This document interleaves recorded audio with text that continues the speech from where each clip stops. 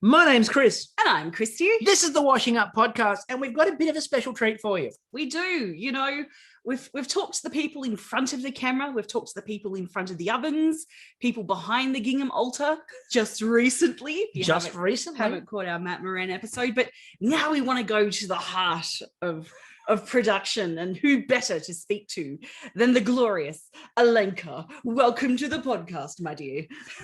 Hi guys, thanks very much for having me.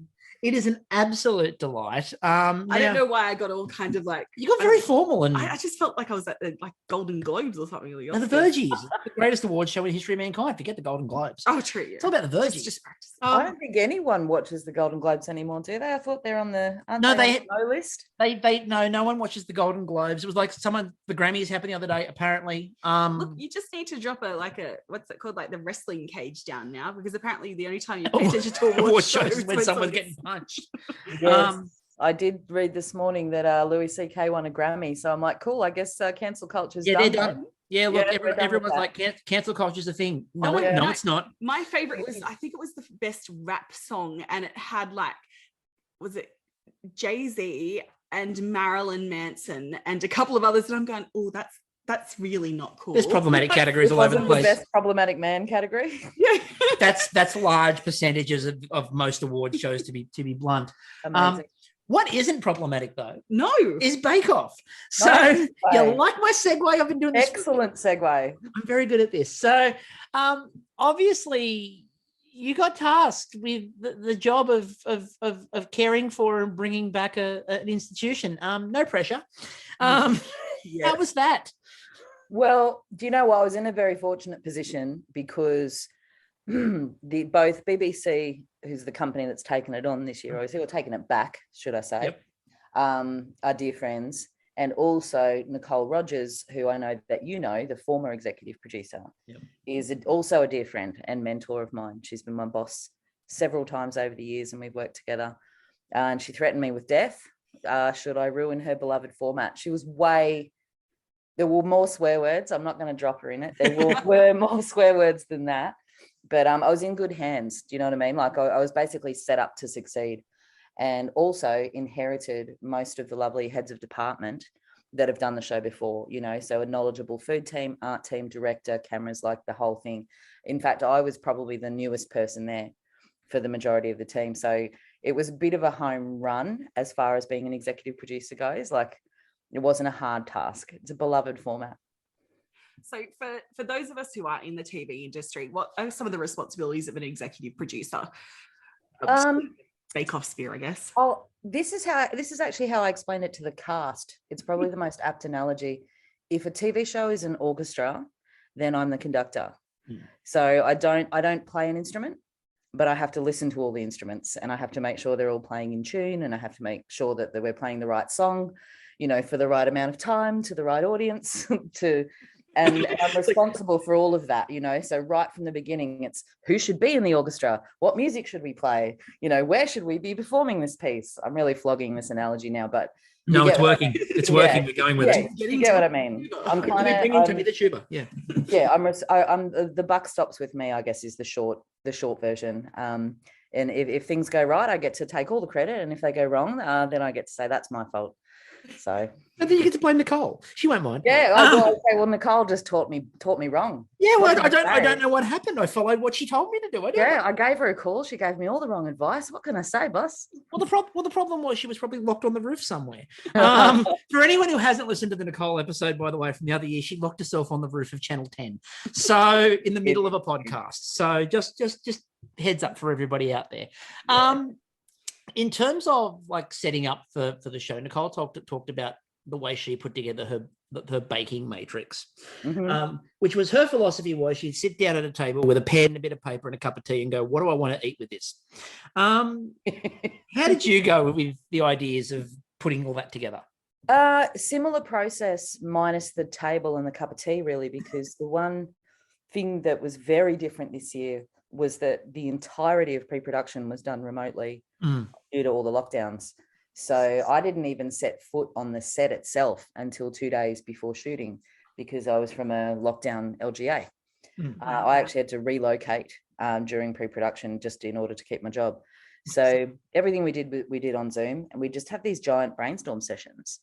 I was very lucky to have the very knowledgeable head of Kate Nichols, who is one of the best food producers in the country, and who has done the show every season. So basically our meetings were me going, what about this? And she'd go, series 2. And I'd go, what about that? She'd go, series 1. What about that? No, they did it in the UK. So in the end, most of my ideas were shot down, but I'm surrounded by the best in the business for a reason, right? Yeah.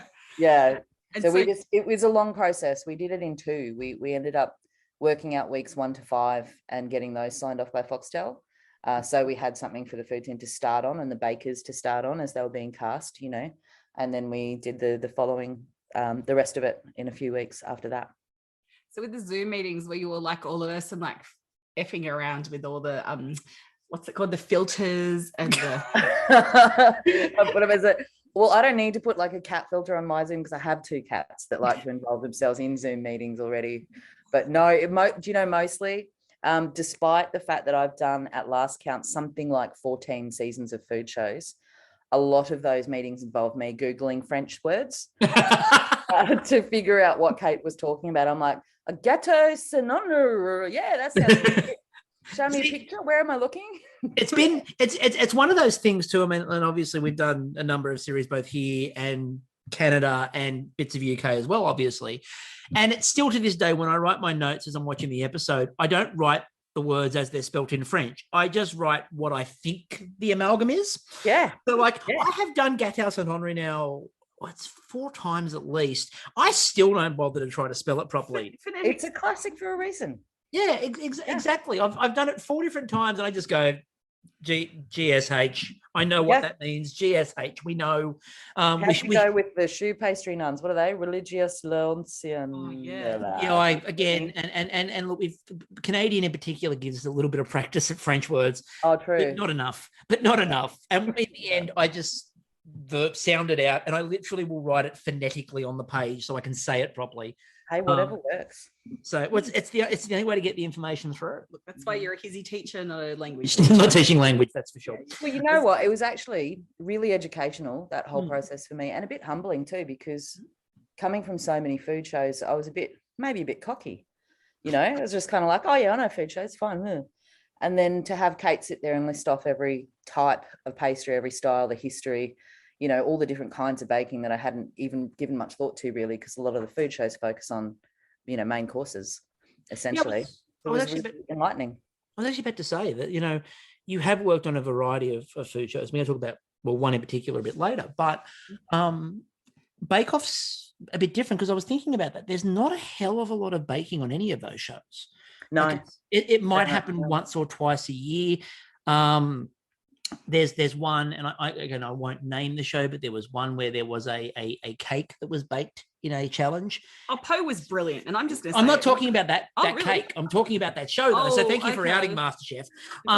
No worries. No, there was a week, and I won't name the baker, the person who presented the cake because they're well known, but they were Insta famous for baking, and the cake was literally just a normal coloured cake, but with some coloured fondant around the outside. Right. And they set that challenge for like 2 hours worth of baking. And there was a series of Bake-Off going on at the time, and all the Bake-Off contestants were just laughing and going, that's a normal vanilla cake with coloured fondant. Well, you know what? Everyone's got their corner of the sky, I suppose. And that's part of what I learned, that it is a really, Matt was the person that was sort of saying, and not every baker is an all-rounder either. He'd say you've got your sweet bakers, savoury bakers, bread bakers, and I guess you can only liken that to the kinds of people who I like to work with meat, I like to work with fish, I like to work with vegetables, I like to, everyone's got their something. And smears. And we talk about that every time we do the pod. We talk to bakers, after they're eliminated, obviously, and it's always like, I just wish I'd gotten to this week. This was the week that I was at, and it was the week before, and it's the one thing I can't do. It's the one thing I was like, I just need to survive through. This. And it's like, I feel bad for anyone who's not a cake baker, because usually cake week's first. And so, because it's a good standard starting point. Yeah. So there are people who can't necessarily do cakes really well. And like when we spoke to Lydia, for example, and Lydia's like, I'm brilliant at biscuits. Biscuits are my thing. And she's like, all I had to do was cling on. She's like, I still can see biscuit making in the distance. The kindest lady alive, Lydia. But it is true, as you said, not everyone's an all-rounder. Yeah. And it can literally just rely on the luck of what weeks things fall. Very much so.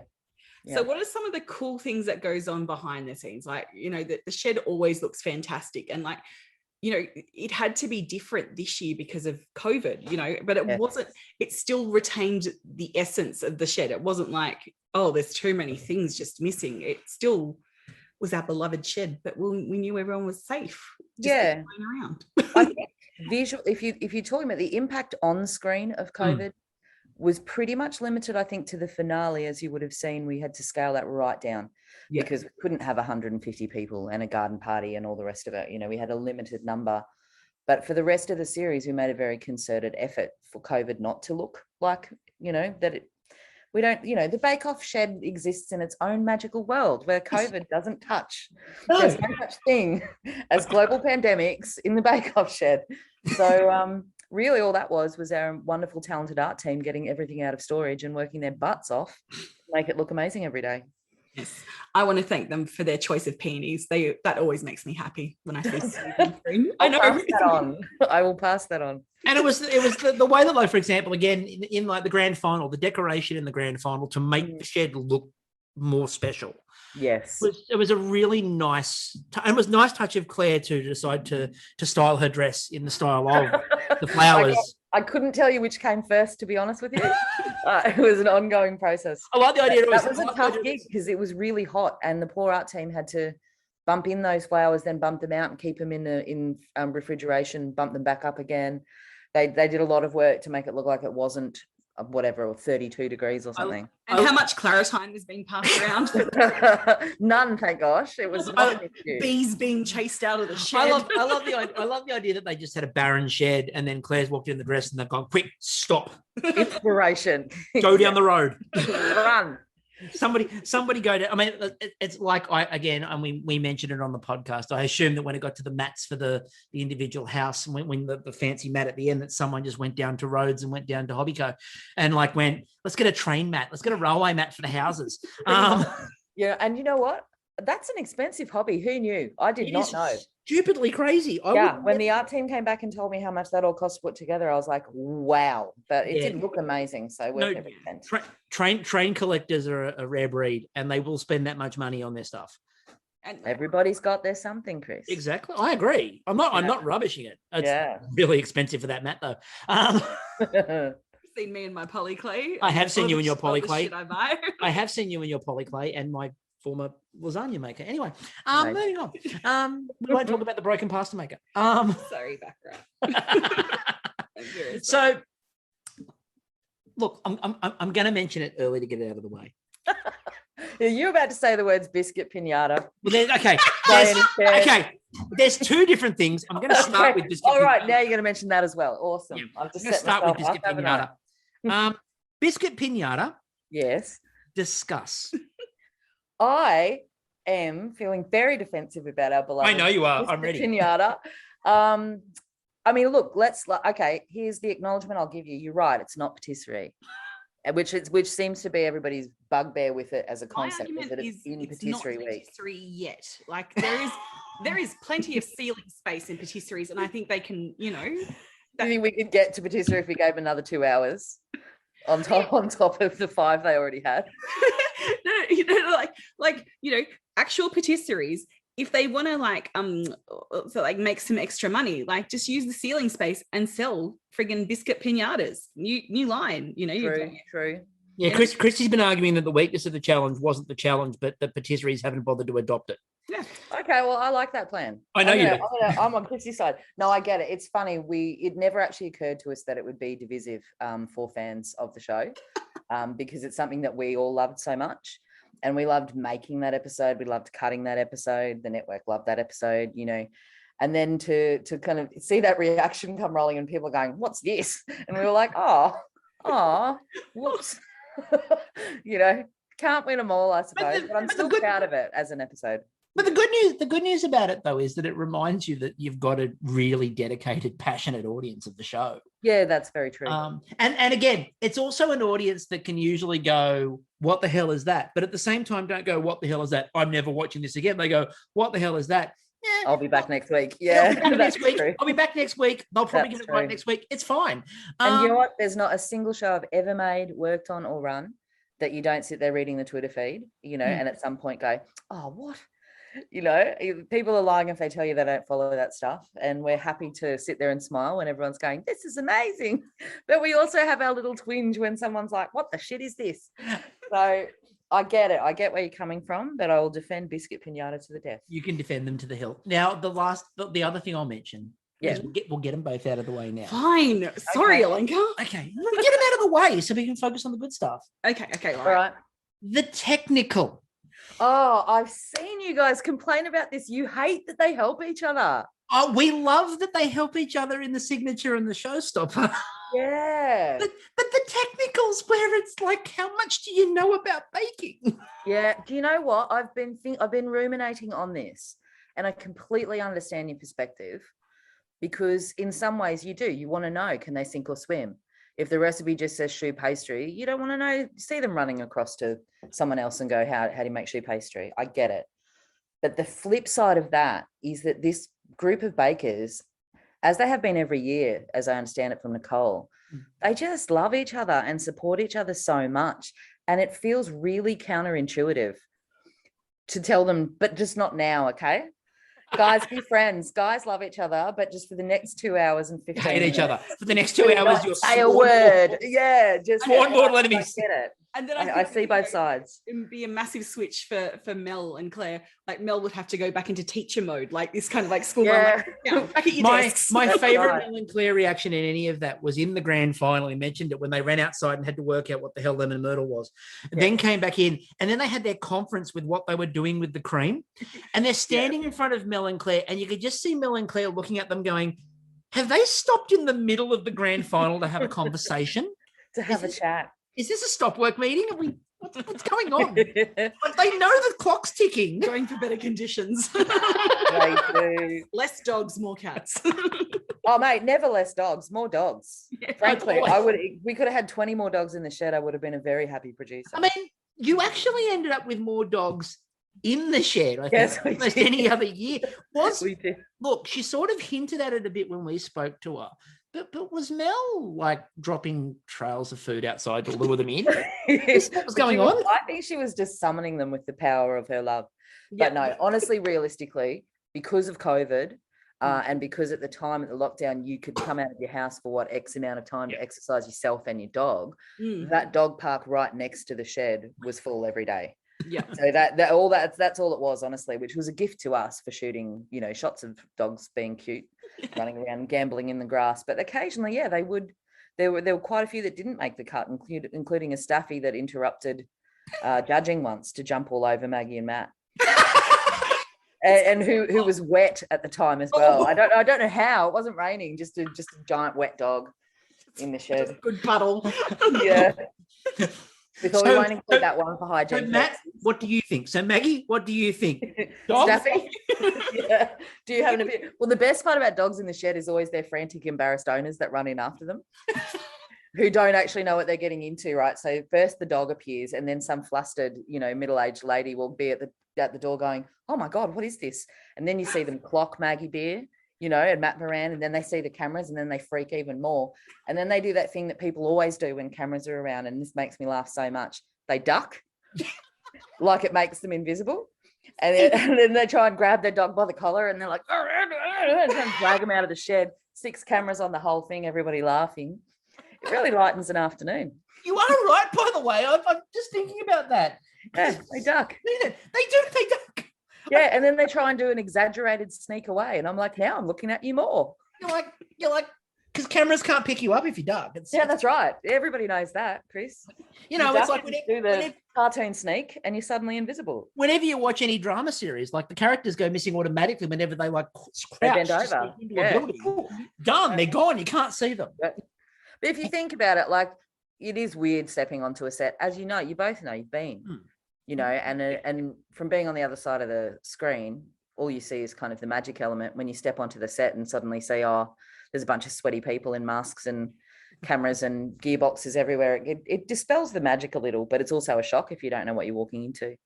I think it's also like, for us going to the grand final and seeing that, just being in awe. I'm always in awe of camera people, but particularly like reality TV camera people who are you just got to be there, you know. And it's the speed and skill of the camera work that you guys have on set is always remarkable, because you don't, when you're watching it, the best credit we can pay to them is you don't clock that there are that many camera people in the shed when you're watching the show. And also doing it in masks and in the heat, because it was a different time of year as well to when you usually. Well, we had 4 seasons in one day this series. We literally had freezing days, and then other days when it just belted rain. That's storm. And then it got hot as hell. Yeah, hail. We had to stop down for hail one day, and another day it was so windy that we actually all evacuated the shed for about 5 minutes just in case, because the whole thing was rattling. Just waiting for it to lift off. Just for safety, everybody out, please. And you know, and it was fine. Obviously, went straight back in. But yeah, it was. Then the last week is when the heat caught up to us. All of a sudden, we were like, of course. Just it's like I would have been more concerned with those. I got more concerned with those storms this year, when, especially that, you know. And again, you used it in the bloopers, which, by the way, keep that Best going. thing ever.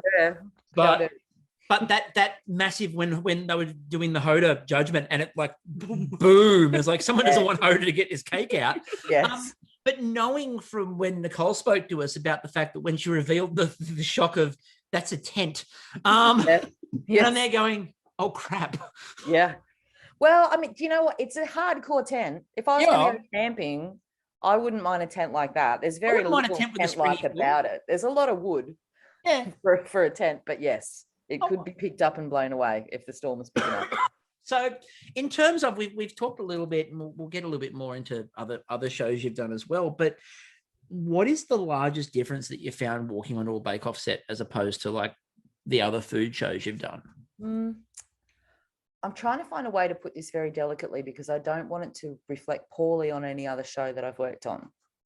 But this was probably the easiest show I've ever had to crew. Right. So phone call number 1. Hey, we're making Bakeoff. Do you want to? Yep. You know, hey, Kat Raven, art director, Bakeoff's coming back. Oh my God, is it? I'm in. When? Right. So Nicole and all of Fremantle actually left me and BBC a really amazing legacy, in that they created a wonderful culture on that set. Right. So as Nicole sort of used to say, was it love the bakers, love the bakes? Yep. That culture very much extended to the crew. So a lot of television, you know, it's long hours and it's tough. And a lot of times you might have to be away from your loved ones for weeks on end. And it can get stressful. But the one thing about Bakeoff, just everybody was happy all the time. Is it tired, sure, especially early on, because it's long days in the first few weeks when you've got 12 bakers and, you know, all the judging takes a long time, but just happy. You know, there's something joyful about a show that exists for no other reason than to say, why don't you make some cakes? Yeah, all right. Yeah, and as we sort of said to Matt, and we commented as well on the week that said the greatest time call in history ever happened, bakers, there is no prize money. But I will maintain, and we've talked about this, that's one of the things that I think actually helps to make Bakeoff such a wonderful environment, is that people aren't going on there for financial gain or going to be a star-making venture. People are going on there because they genuinely love baking, and they're like interested to meet other bakers and see other people. And they love what they do. And in a climate when a lot of shows around at the moment, and don't get me wrong, these require craft as well. I'm not putting down any genre, but a lot of shows rely very heavily on conflict. You know, or something like that. And that's the kind of stuff that as a producer, you sometimes take home with you, you know, and you do, if you're on a show for a long amount of time that is centered around the emotional upheaval of its participants, you end up wearing it kind of like a coat. And there was something really nice about this show. Obviously, there's little bumps here and there, and bakers' insecurities, and someone will have a little cry, and none of that ends up on air. You know, unless you're Nerman. because it's not what it's just not what the show's about. Well, you can't cut Nerman crying out because you just put more Nerman crying in. It depends on the context of the tears. Yeah, I mean, look, he's the only baker who ever got his own square on the drinking game for crying. Amazing, because it was a lock. It was a lock every week. We're saying all this with love, by the way. I know. He knows we're saying this with love. Yeah. Well, how can you not love Nerman? World's most adorable person that really needs to be. He really needs to be a cartoon character, and I've been desperately I want to figure out what his animal sidekick would be or something, but I just want an animated series about Nerman. Ella would make the sidekick. Okay, so right, it's Ella's world, and he has her little worry monster that she, is her little sidekick that she's got to like not defeat, but kind of calm down, and it causes the issues. And then like the kind of like 90s what was that thing on ABC that the ferals, you can cut in other shows, so you could do like the wonderful adventures of Nerman in his steampunk in his steampunk balloon. Flying to and from Stately Beer Manor with his little medical bag. Yes, like and the old timey. It has to be the old timey medical bag. And when he gets out of his balloon, he gets onto his penny farthing. Completely, but that's because the penny farthing is, of course, moored at Stately Beer Manor. He's got his own parking spot. Okay, right. I like that we're on the same page about this. Oh, completely. And it's got to have steam mode. When it's a real emergency, he's like, steam mode. There's like a little mic. Got to go. And out of the way. I need to solve medicine with fondant. Yeah. That's but that to the crux of your question, that was the major difference straight away. It was the happiest set I've ever been on, and the happiest show that I've ever been part of, and just everybody was just happy all the time and nice to each other and supportive, and that extended to the crew. And I think it was good. We had dance parties every morning before we'd start rolling. Saw some of that in the credits. I think next year, dance week. Yeah, why not? Bake while dancing. But I think that also the technical's a line dance challenge. You've got a boot. Yeah, no. The technical can't be a line dance challenge. Yeah, because then you'd get mad about them dancing in sync. You've got to be in sync with everyone else. It has to be an individual breakdancing challenge. It's a rap battle. It's a breakdance battle. But what that links in, not the breakdance battle, but it links into the idea. I don't know. I can imagine Maggie out there. Actually. Maggie is an excellent dancer. Matt's got the head for spinning. Is Maggie an ex-dancer, did you say? She's an excellent dancer. No, she's an excellent dancer. Did you listen to the credits at the end where she's strutting down the... Oh, yeah. But it links into part of that as well is the casting. And Bakeoff casting has always been really good. This season of Bakers, though, and especially one of the things that obviously we've mentioned a few times, but casting Bakeoff in a lockdown. Yes. When you can't do what you would normally do, which is you go out and you get to taste everything and you get to, it's a harder process, obviously. It really was. How did you manage to get that was so it like a right? Mystery mobile where you'd drive in a mystery mobile at the front of the driveway? Honestly, it all came to a head in casting the second outbreak of COVID when it all kicked off again.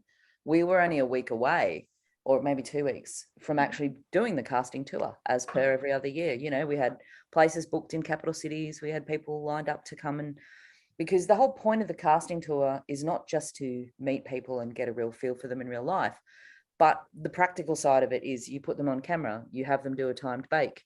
You see, can they bake and talk at the same time? Can they, while the producer is asking them questions, continue to focus on what they're doing? You learn a lot about a person that way. And we were unable to do any of that. And any other year, before the bakers came to the shed, they would have been through that whole casting tour and all the pomp and circumstances around it. And they would have had a producer come to their house to shoot their backstory with the proper camera and sound, crew, and been talked through everything. Our bakers literally were on camera the first day they arrived. So they flew into Sydney on Sunday, and on Monday they're on camera, and they walked into that cold. Because until that point, we had only been emails and phone calls and Zoom calls to them. And suddenly they're in this vibrant world of television with no practice, no warm up. And they just rose to the occasion beautifully. So it was difficult. So we ended up having to ask them to do more for us remotely than they ever would have been asked to do before. So they do their original application, they send in all their photos, and then we're like, oh, this person looks good. Let's do a Zoom call with them. Okay, they can talk. Let's ask them to shoot themselves baking for us. They actually had to upload a series of videos for us showing a bake being begun, in progress, and finished, mostly so we could be sure they were doing it themselves, but also so that we could see that they could talk and bake at the same time. Then we asked them, for the people who were successful in that, we asked them to make a showstopper, like the best showstopper that they could think of. And we had this big Zoom session with them where they presented it to us, talked through everything. And we actually got them to critique it themselves. We were like, all right, now cut it. Now, how does it taste? You know, blah, blah, blah. Would you give yourself any criticism? It was very Socratic, you know, like, well, you know, look, you do what you can do. At one point we were kind of thinking, how can we minimize this? Maybe at least for the Sydney people, maybe we can send a runner around to their houses to collect all of their showstoppers and bring it in, but blah, blah, blah. But in the end, you know, you just have to, in my case, I trusted my food team, you know, who could sit there on Zoom and go, that looks amazing, or that looks a bit dodgy, and they knew the right questions to ask about texture or about structure, things that I wouldn't think of, because I'm sitting there going, tell me about the person, you know, because for me, I'm like, that cake looks amazing. And then the food team can go, tell me exactly how you made that. And are then able to funnel back to me where the issues could have been in that, you know. I just had to trust them. And it's a fascinating program, because we spoke to, obviously, you know, Canadian, the last series as well, and they had the exact same issue. They went into lockdown and basically had to cast without ever tasting or seeing a bake, really. They did the same Zoom process, and they got a really good cast out of that too. Not saying that's where you should go in the future, but I think it's more fascinating that lockdown experience brought that group out. And I wonder if there might have been something too in the group about the lockdown experience. Probably. Then when they get on set, they're suddenly socializing with people and they're out a bit. And it's again, as you said, there's no COVID. There's no COVID. They weren't even allowed to go to each other's rooms, you know, like that. It had to be that separated, you know. It was kind of like, hello, welcome to Sydney. This is your apartment that you can never leave. You know, here's all the ways you can order things. Yeah, here's the ways that you can order things in that you need. Yeah, and then here's the tests that we need you to take constantly. And here are the people you're going to spend the next however many weeks of your life with. By the way, you can't visit, you know, even if you live 2 streets away, you can't go home and no one can visit you. Sorry, bye.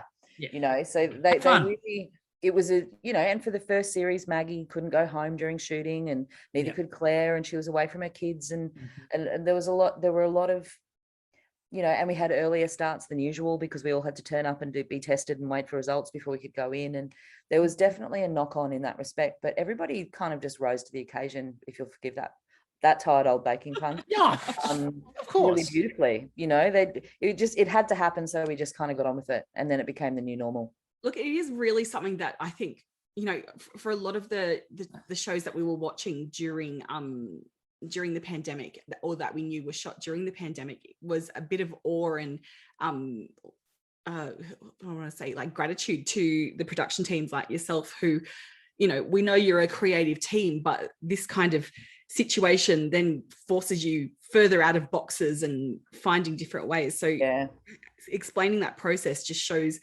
not only the skill of the people on the crew, but their way of thinking and seeing the world and being able to adapt under such. Well, we made some jokes, because the one, obviously having all of the new lockdowns hit right in the middle of the casting period meant that those rules constantly changed and shifted for the next 2 months. As you'll recall, being Sydney locals, there was a whole lot of, you know, this LGA is locked down, but not that one. You know, and you know, we had some crew and cast that came from lockdown LGAs who had to physically, myself included, I had to move house for the shoot period so that I lived in a clean. I know you can't see me doing the inverted commas, but I hope they're implied. But it just, we were joking all the time. We used to say making television was hard.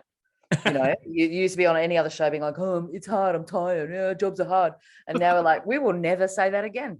And now that we have made shows during COVID, television will never be hard again. And one of the most impressive things for me too, and we talked about it in that week, but obviously you're in there and you know, Cake Week happens, and Cake Week was good, and you had like the boob cake again and things like that. And then, you know, obviously you go in and there's Biscuit Week, and we always find, and again, it's not in any show, we always find Biscuit Week's always a more challenging one in terms of for what the bakes are going to be, because there's very limited options in terms of biscuit. Yes. And then week 3, and we said this at the time, possibly the best bread week we've seen on any single version of Bakeoff. And we're not overstating that. No. Amazing. Well, you know, the other side of people that never get their due and should is the post-production team. That particular episode, the post producer and the 2 editors who worked on that they're a really good team, the 3 of them. They've worked together on other shows before, and that post producer is also someone who came, her name's Emily, she came from the field of the show, went into post, she's done every single season, she loves the show.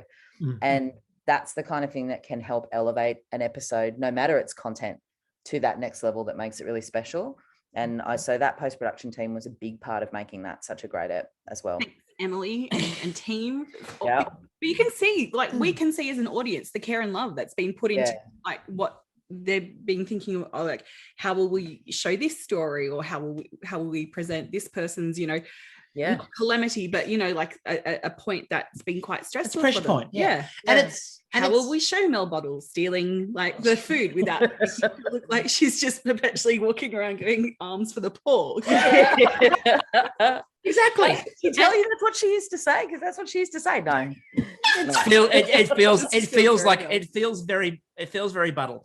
It just feels very Buttle. But it is one of those things. And again, that bread week in particular, what sort of made it so good as well is that it's not, and no offense to any other form of baking, but bread week is always regarded by a Bake-Off audience as a bit of a special week, right? It's always in every version a pressure week. Because there's either people like Hayden who are just bread aficionados, like you can just, like, he's a savant as far as it's the science, right? That's what. And that was we called when we did the week 2 podcast, we were like, hey, it's had a really difficult first 2 weeks, but next week's bread and he's a scientist. And I think we talked about the idea that he had a sentient sourdough starter at home. We could have put in, like, that episode could have included probably any one of 12 monologues Hayden gave on the subject and science of yeast ratios to flour to water, to, like, just he would just, the entire time he baked, he gave a science lesson. Has he written a bread musical? I hope he does, and I'll be in the front row. But yeah, you're right. It's a different breed that week. He's the science guy on Ella's show, you know, like, comes amazing I heard that in your podcast that you knew somewhere, and it was like back at uni or something. Yeah, it was. I was sitting there, I'm going, I know that guy. I know him from uni. And I'm like, I didn't do nursing with him though, because he's a scientist. And then it just twigged. I'm like, oh, he was a ring-in for the musical. I'm looking forward to it, because we're hopefully speaking to Hayden in the very, very, very near future. And I'm looking forward to having just a conversation around the musical. Yes, because the hilarious thing too is that because Chris's family are all musical people, everyone knew Hayden. So all these new people from the music companies are wanting to know about Bakeoff and watch Bakeoff. Oh, great. Thank you very much for our audience. Yeah, all the Sydney Musical Theatre pages were like, yay, Hayden. And everyone knew him, and everyone was like, yay. That's awesome. We're all watching Bakeoff. Like, we didn't actually clock how good he was until the first bake, because he just was quietly singing to himself. And once we realized that he liked to sing to himself, we were just like, no, mate, go for it. You know, like, if it's a copyright issue, we just won't use it, but we'd love for you to. Well, no, we'd actually kind of go, if you want to make up a song about the thing that you're baking, feel free, like, just go crazy. And he did. And I the post-production team got sick of me saying, do you have Hayden singing in it? Do you have Hayden singing in it? I mean, look. I'd walk into an edit suite and they're like, yes, we put Hayden singing in it. Look, you even got Hayden at the end of that episode going, I am Starbaker, and the cutaway. It's a blessing. One of the blessing looking over her shoulder going, what was that? Yeah. Which perspective, that and the other one, which is my favorite, and he's going to hate me bringing it up again, and I don't care, is the fact that you went with the Aaron falling over in the clover bit. Is one of my favorite post-credit things I've ever seen. Well, how can you not? sometimes they just hand you a gift. What are you supposed to do with it? Hand it back? No. No, you keep the gift and you run with it. Or in his case, fall over with it. No one died. It's fine. Aaron texted me the other day. He's like, I can't believe you put that bit in the finale about my mum saying that I fell out of the tree and strained my groin. And I was like, Aaron, as if we wouldn't. I have told Aaron, by the way, that we're not going to get Aaron on the podcast. We're just going to get his mum. Because people are asking. People are demanding it. The word on the street is they want Aaron's mum. Yeah. She was lovely. Who am I to deny the audience? I am but a conduit. That's right, mate. You can only do what you can do. Exactly. Yeah. That's what we're here for. So what did the families have to do to come in at the end? Was it like rat testing and that kind of stuff? Yeah, so we had to limit it to 3. It was 3 people. So the returning bakers who could make it. And as you would have noticed, there were 2 who couldn't. Yep. And then 3 people per finalist, which was unfortunate, with the exception of 1 extra, I think, for Ella, because she's got 3 kids. So we couldn't be like, you can only bring 2 of them. 2 favourites. Choose a favourite. That was it. Leave the baby at home, would ya, Ella? One just standing in the park with a dog. Yeah. It was unfortunate because we would have loved for them to have as much support around them, family as they could. But we had to limit it to 3, which is also part of why the decision was made to locate everything inside, because as you know, the garden party is a massive deal. It's a big thing. There's bloody, I want to say Ferris wheels, but I think it's the other one that goes. There was. Was there? What's the one that goes around and around the other way? No, it was a carousel. There was carousel. Thank you. Not a Ferris wheel. That's just in my mind. Ferris wheel's very Greece. I think yes. I think Rizzo and Kaniki are having a conversation. I think kind of like, what do you made it this fantasy land where people are going on a luge ride down the back of I've ridden Matt Moran flips burgers and I've ridden a carousel at a grand final. Yes. But it's a big deal, right? And it's also visually beautiful, and there's a lot of time devoted to shooting that and making sure all that stuff's included. So if the only thing we had to offer was 15 people maybe having a little Barbie just outside the shed, it's really not going to visually compete at all. It's going to look kind of lame. So that's why we made the decision. Let's make it intimate instead. We'll bring them all inside. And of course that came with its own problems, which poor Ella having one of her kids every 5 minutes going, what are you doing, Mum? And there's the audience going, is the child about to pull the cake off the bench? Yeah, they were monitored very closely, and also we mandated quiet times and stuff like that. There wasn't it wasn't just a free for all where they were let in and could come and run up and back wherever they wanted. So I felt for poor Nerman, because Nerman was facing the bakers and the front bench, so they're all watching. What are you doing now, Nerman? We're doing now, Nerman, and you can see Nerman looking at them going, can you stop critiquing? I'm concentrating. That's what I'm doing now. It's the grand final. Can you leave me alone for 5 minutes? Look, we kept our finger on that pulse quite closely, and anytime it looked like it was getting a little bit too rowdy or maybe a little bit too intrusive, we just ask everybody to shut up. But, politely and happily in a Bakeoff way. It's, can you all be quiet? Give us a minute. Before we get to a couple of other quick things I want to talk to you about, I have to ask, not including the words biscuit and pinata, what was your personal favorite bake of the series? Oh, individual bake? Yeah. Oh my God. Pick a favorite. No, do you know what? That's a really simple question that I probably should have had an opinion on or thought about until now, and I haven't, and now I'm going blank. That's fine. There's so many though. I think you can that's the thing. I think the benefit of a bake-off, and this isn't just being said to bail you out, legitimately. Yeah. If what is a really good bake changes depending on mood, what you're watching at the time. Like the boob cake was spectacular. Yes. There were other bakes that looked more simple, but there were techniques and refinement in there where you're like, that's like next level incredible. Yes. But they're not as fancy. Like Jaywin's. Jaywin's so creative. We wanted to really encourage that. He'd come to the food team and he'd be like, can I have durian? And we'd go, sure can. Tell me, from an executive producer standpoint, you were just there going, I'm going to get so much durian material here. Someone's going to gag. Durian is a gift. Like not to anyone in the nearby smell, area. Did danger pay that day? Just they should have, yeah. But it was really lovely. It was lovely to have a group of people who did want to bring all of their kind of personal, and there was a lot of experimenting and a lot of, I'm going to try this and I'm going to try that. And I really liked that about them. Yeah, And look, as we said with the Biscuit Pinata, like even like not enjoying the concept of the challenge, what they then did with that was amazing. Like, and again, Nerman's head, bless him. Like, just seriously. And again, a gift. Speaking of gifts, you know, the moustache and the glasses. Oh my God, you've got Claire and Mel in there, and you're sitting there going, "Well, this writes itself." Yes, it does. Well, they write themselves anyway. Yeah.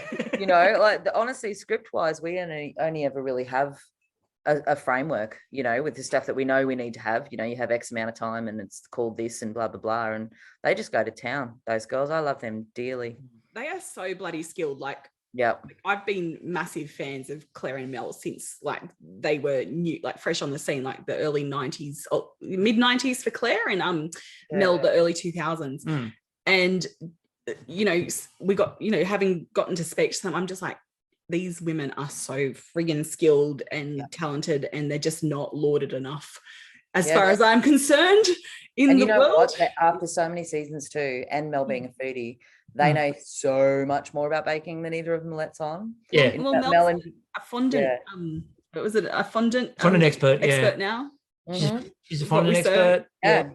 They taught me, because I would often, like, it sounds bad, and I'm aware that several times in this conversation I've made jokes about, I don't know anything about baking, which would lead you to go, well, why are you running a show about baking? My answer to that is that, you know, when food television really kicked off in this country with Masterchef, no one knew anything about food. You know, the entire team of us who made Masterchef Series 1, we didn't know shit about food. That gave me a real education. And you can't be afraid of diving into a show of something you know nothing about. I've made Farmer Wants a Wife. I don't know anything about marrying farmers off. You know? Yeah, or wives. I'm not married. I'm not a farmer. What would I know? But, exactly. You know, you dive in. So you could have got Matt Moran involved in that one. He knows about farming. While I do joke about it, it's like, if you can make television the format, then you can make television about anything if you care enough to learn about it while you're making it. And speaking about making television, now, obviously, you've been involved in a variety of shows, not just Bakeoff. And you mentioned Masterchef season 1. And I think some people would expect us to go to Masterchef. No, not you. Go to one of our favourite places. No, we're going to go to the Chef's Line. I love the Chef's Line. Thank you. So we love the Chef's Line too. So thank you. What, again, one of the most underrated food TV shows in Australia, like literally, mate. Did you see the ratings? Literally, underrated. Yes, yeah. It was buried, and I'm like, this is fucking. Excuse my French. Why are you apologizing for swearing at you? Because I'm trying to keep it classy. You heard the introduction. Trying to be classy, keeping it. All right. I was like, it's so fucking. It's like a fucking hidden gem, and people need to watch it. Like, I don't. It was a tough time slot. You know what I mean? It was weekday leading into the news, and that's tough. To get eyes on that, but it found new life on Netflix as well. A lot of people caught up with it there. It's found massive life on Netflix, and again in our house in general, it's watched a lot. And again, what I enjoyed about that too was you talked about, you know, when season 1 of Masterchef happened, we were all learning about food. Yes, one of the things, and obviously, you know, Melissa Leong has gone on to go on to Masterchef and help revolutionize that show a lot more. Was that at the time when that was being made, Masterchef was relying on tropes like Asian flavors and very broad terms that mean absolutely nothing and like lump everything in together. And what we got with Chef's Line, which I loved, was really specific. So Melissa Leong would be standing there as one example, or Dan for example, and they'd go, so this is from the northern part of Vietnam. Now they use this, and this. They don't use this, and this. So what's the difference here in your flavors? And it was really a food education show. Yeah, very much so. Look, not to say that we didn't fall into our own pitfalls. You know, I think we had. You know, one year we had African week and one year we had Middle Eastern week. And I think we rightfully got a bit of a slap on the wrist for that because, you know, that's an awfully big region to claim can be fit into a week. But, yeah, it was a joyful little show. We used to shoot 2 episodes a day. So a whole week, you know, in the kitchen was done in 2 days, literally. So I think shooting the entire show usually took 5 weeks.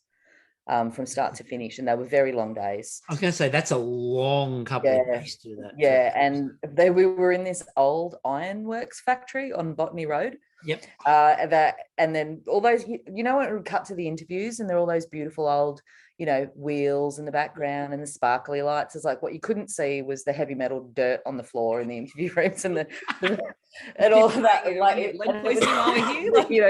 Season 1 we shot in summer and it was so hot we wanted to die. Season 2 we shot in winter and we nearly died of the cold. But it was an exciting show. Mel had never done television. Dan was more familiar with it. Mark, obviously, an old professional. But it was just all of us kind of jumping in and getting it done together with a lot of the same people who actually do work on Bakeoff. It's like you get to the middle of summer and like Dan goes into the room to sort of be away so we can blind judge it. Yeah. Meanwhile, in the room he's like passing out, going, "Dear God, this room." Oh yeah, mate. Aircon off camera was. I'm just imagining for that. Imagining Mark's got like an ice pack hidden under his little. He does, and sweat pads. Yeah, it was pretty. Man. I'm not gonna lie to you. Some days it was 45 in that room, and then in winter some days it was down to like 12. This is something I need to ask. Why can't you have aircon on a TV set, or is it just not going to work anyway because there's too many hot lights? Well, in that space it would have been pointless because we're talking about a big, massive brick and iron uninsulated warehouse, so you could pump 60 aircons in there and make no difference. But mostly it's the noise, to be honest with you.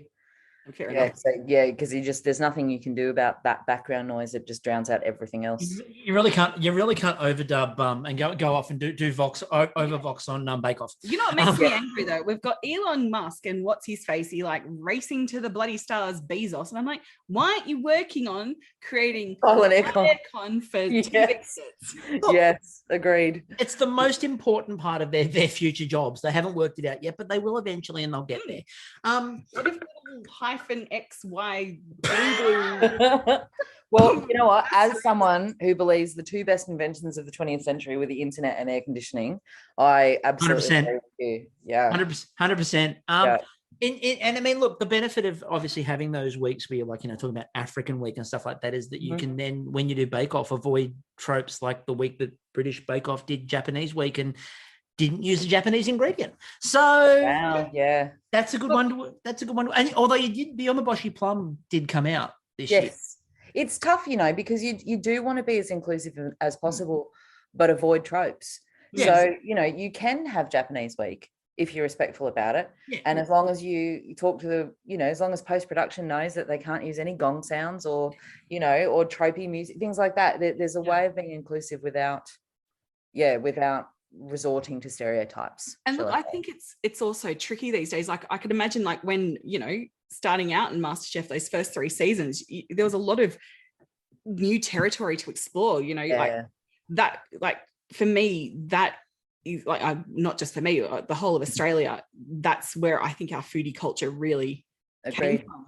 Yeah. And we've got a much more educated audience. We've got young people who've grown up not knowing anything else. I remember my nephew being 5 years old and just, wanting to go to the movies, but snacking on edamame. And I'm like, just can you get some fucking popcorn and shut up? Like every other kid. Yeah. But we've literally talked to people though now when we've done the series of MasterChef that we've done, although we said we're not doing any more of those, but when we've done those MasterChef series where we've had spoken to people from MasterChef who were like, I grew up watching the first couple of seasons. Yes. So I'm now so conditioned to MasterChef that like I know the show off by heart. And I know how, and with Bake-Off, same thing, they watched early seasons of British Bake-Off. And so by the time they come up to this, they know it inside out. They've grown up with it. But I think same for every show. Look at Big Brother. Yeah. Like the only real, how it was billed as a social experiment. The only real season that it was a social experiment was season 1. Because everyone after that worked out what they were doing and went, what they were in for, And Survivor is also like that too. It started off as this kind of ragtag bunch of people just trying to compete and do. I kind of compare it to the Japanese game shows, like the kind of like when they tie people down with meat and put them in a tiger cage, that kind of thing. Look, we'll never outstrip Takeshi's Castle. We never will. But now there's like, podcasts dedicated to it and people that, write vlogs about how you could strategize and all this kind of stuff. Don't get too meta, Kristie. No. You're getting very meta right now, talking about the fact there are podcasts that talk about strategizing these shows. Do you know what the tricky thing is though? Formats are funny things, especially beloved formats, because you have this hardcore element of your audience who don't want you to touch anything about it. Get your hands off my amazing race, like that kind of thing. It's been running for 30 years. Don't change anything. But then you also, the flip side of that is, it's been going for 30 seasons. Sometimes you got to freshen things up. You need to do something different. Yeah. And then it's funny how that can be received, I guess. There are people who are kind of open to change and people who are very much like, no. And also working on the whole, a more sophisticated audience now, but how do you still tread the whole, what's reasonable? Like from my experience, I'm more au fait with different cuisines from like Asia and Southeast Asia and like Japan, and like I could tell the difference. Whereas African, I would be that white person who goes, I'm just having an African curry. And it's like we've got staggered kind of knowledge faces here, whereas we've got like an increasing African people from different countries in Africa coming to Australia, and there is new cultures that aren't homogenous coming in, and how do we then incorporate that and make sure that people are represented and also but not also as exoticized. My little sister has a really interesting theory relating to race relations and food. Bear with me. She basically says that a country accepts people when they accept their food. Yep. Yes. Yeah. And if you're 105 years old like me, not 105, you actually remember like back in the 80s when people thought pasta was weird. Yep. And I grew up in regional Australia, where the first sushi restaurant that opened in my town, I think opened in about 1990 and then summarily closed 2 months later because everyone's like, what the hell is this? And it's like gradually over time, as we've become we are such a multicultural country and have been for so long. But I think it has only been about the last 15 years or so that people have really started to go, and we can express that through food. And the more everyone knows, as to your point, Kristie, like now I know what a pho is. And I know what everyone knows. Everyone's got their favorite banh mi place, and everyone's got their, then the more we accept the people who bring those things to us. And I mean, one of the things I teach is cultural studies, and I have this conversation with the kids all the time and talk about, there's a reason why older Chinese restaurants have what they call the Australian menu, fish and chips, steak, chips and gravy, and don't forget the sweet and sour pork. Sweet and sour pork, of course, but it's got to be bright pink. But there's that specific meal for the person that wouldn't even touch the sweet and sour pork, and it is that idea that food is the first way in. Vietnamese in the 1970s, it was like, don't want them here. Then people went, oh, this food's really good, and then it was acceptable. And it's the same thing now. And as I said, if you want to see in younger generations why there's more acceptance going on, look at what they eat. Look at the diversity of what they eat. Absolutely agree. 15 years ago, if you said to a class, look, for the last day of school, we're going to get some food, what would you like? You get pizza, and that'd be the generic answer. Now, at the end of every year, one of the things I usually study is India. And the kids are going, oh, can we do Indian? I'm like, yeah, we can do. And they not only do they do Indian, but they can specifically name different meals from different regions that they want, because this is what they like. And I'm like, this is acceptance, because once you look at the food, you go, okay, well, I like this. This is really cool. It's the way. You know what? That education over the last 15 years is exactly why a show like Chef's Line was able to exist, because so many of the people who watch food TV in this country had received that kind of overall growth in their education. Then you can have a show that drills down and goes, this is North Vietnamese, this is South Vietnamese, and I can tell because of this color rice, and this particular part of Mexico they use blue corn, and this potato, because we're ready to hear that lesson now. We have to have the 15 years of what's a taco first. But it's good that we're there. 15 years of old El Paso, and then when I suggested we make tacos for the first time in the 80s, and my mum's like, we're still going to boil potatoes for your dad. And he did. And he sided potatoes with the mince. Well, I was just at home up in Queensland, and just this week, just in the last 2 days, I introduced my stepmother to pho. She'd never had it ever. Ooh. And while it was a little bit of a risky venture ordering that from a regional restaurant, you just never know what you're going to get. It was pretty good. and it was nice. I always feel like pho and banh mi are like gateway foods. Yep. For people who haven't tried, it's like the butter chicken, right, for India. Yeah, exactly. The other one is Korean barbecue. The other gateway.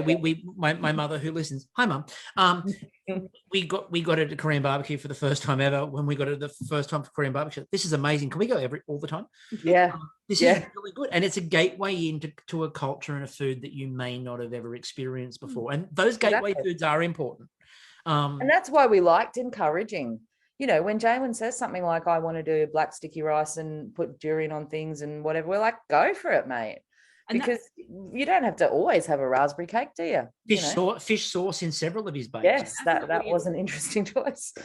It's a decision, but what a decision. And as an audience, you sit there going, this is like mind-blowing, but geez, that looks like I'd eat it.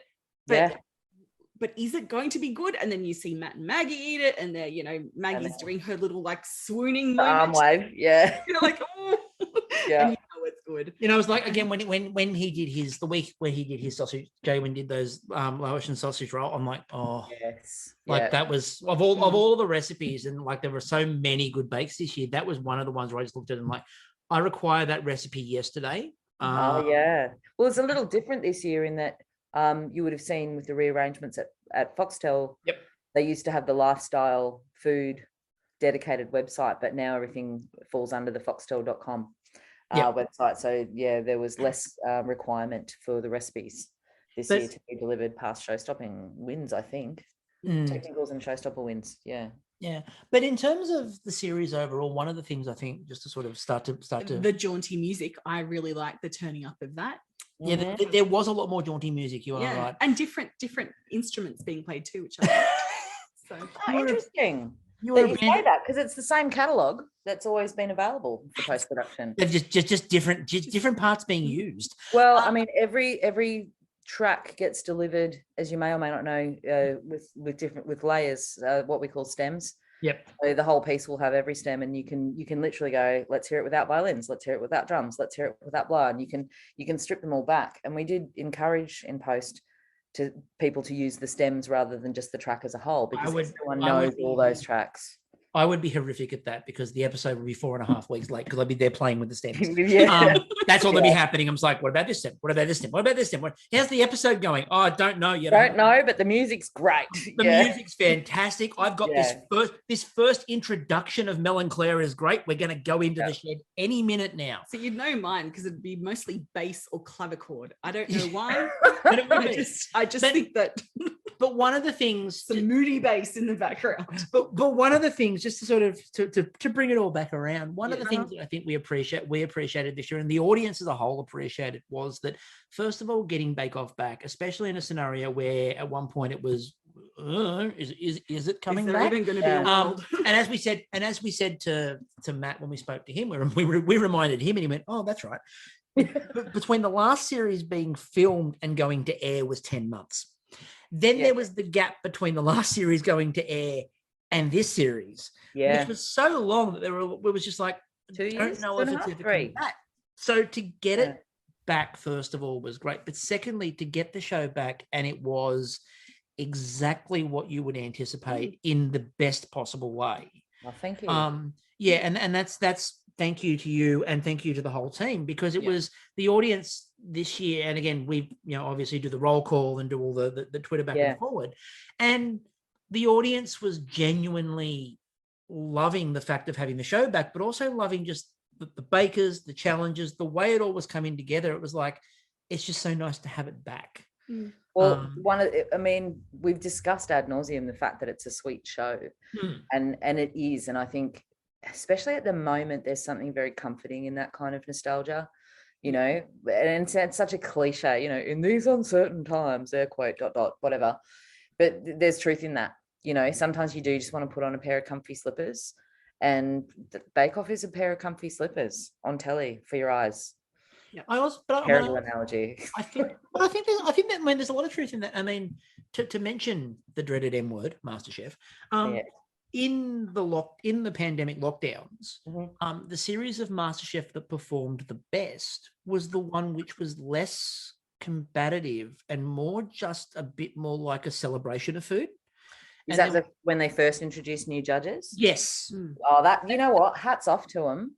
Yeah. That they did that perfectly. Yep. And they had Gordon Ramsay in to smooth the way for the first week. Yep. They filled the room with familiar faces from of cooks that you wanted to see again and people. And they gently handheld and introduced these fabulous new judges to everyone. I hats off to them for that. And then followed it up with one of the most brilliant, because I've never been a fan of any kids version of anything. Yeah. But the series of Junior Masterchef the series of Junior Masterchef that followed was wonderful, because they actually had kids in there who were really damn good, and it gave the judges a chance to show their other side as well. Like Andy, side, like Andy had a brilliant season in Junior Masterchef and came across like that. And I think because it was so nice and a celebration rather than that, creation of tension and those sorts of things, it was beautiful during the pandemic. And I think the same is true of Bakeoff. Kids versions of anything tend to be pretty joyful. I did the very first Junior Masterchef, and I've also done Voice Kids. And one of the things I loved about both of those shows is the way kids they come in with zero hang-ups and no agenda. Voice Kids, the people who had the agenda were the parents. That's stage parenting. And you'd say to the kid, you'd be like, so what are you going to do if you win? And they'd be like, well, I'm going to be a singer on the weekends and a vet during the week. And if I win the money, I'm going to buy a waterbed. And you're like, that's amazing. Well, I mean, all I'll say about that series of Junior MasterChef was that nobody in the normal series of MasterChef had worked out that during the food sampling challenge, you could just sit there and keep eating the food. And the kids worked that out. And the other one was where they gave them the gong to get out of the challenge. So they worked out they could walk into the pantry, eat whatever they want, walk out and hit the gong. And they're great. I'd love to do Bakeoff Junior now that we're talking about this. How good that's Bakeoff Junior. But I mean, look, and I know Mel and Claire keep pitching it, and we've pitched this before. We pitched it to Nicole. I'm just going to remind you, Commonwealth Games is an idea. It exists. It exists. I've got the format. There's a whole podcast. Also, a Bakeoff Pride float. Nice. I like that. We've proposed this with some of the Canadian bakers as well, who are prepared to come over to help out. Yeah. Well, you know what? We were a very happy LGBTQIA inclusive team this year, myself included. Yep. And this is BBC, and I will go on record, and they won't mind me saying this, is one of the gayest production companies in Australia right now in terms of people in leadership positions all across the company. So, and that's something where Bakeoff's usually very good at that too, and the visibility of that has always been really good. This season, as you said, though, in particular, was really good. And again, we've joked, half joked, but half seriously gone, a Bakeoff float would be spectacular for a Mardi Gras. Just icing everywhere, Maggie in a beautiful glittery ball gown. Oh, it would be amazing. Yes, that has to happen now. All right, I'll leave you to gather the funding then, Chris. Excellent. And we'll be in touch. I'm on it. I've got this. Amazing. I've got this sorted. It has been an absolute joy and delight to get to talk to you, Alenka. Thank you so much for having me. It's been really nice. And thank you for your consistent support and enthusiasm for the series, not just this one, but across the years as well. Like you guys are very much a part of what makes the fan community tick. I'd say go so far as to say you're the heart of it. So thank you very much for that. We take great pleasure in forcing people to watch this amazing show. It'll be a balm to your soul. And then they do. And then we've got another one. Take great credit in using the roll call to drag them to something they're going to love. Mate, it works on my family too. This show's the first time in years anyone in my family's watched anything I've made. Look at this. No, look at this. No, look at it. I've got my sister texting me. She's like, oh no, Hoda, with tear faces. And after all this, I'm like, oh my God, you haven't watched anything since, I don't know, maybe a farmer back in the day or something. This is great. Scouting. Thank you very much, Alenka. Until next time, I'm still Chris. And I'm still Kristie. We will catch you all later. Bye.